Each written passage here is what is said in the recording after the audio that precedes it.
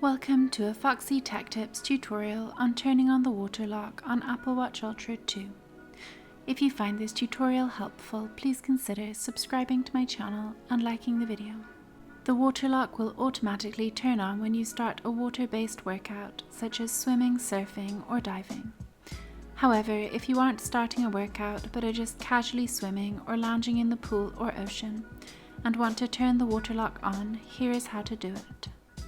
Tap the side button to open the control center, then scroll down and tap the water droplet icon.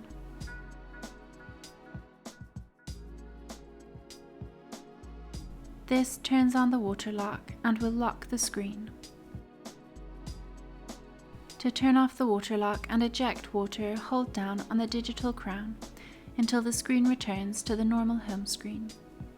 The watch will play a series of tones to clear the water out of the speaker. And that draws an end to this tutorial.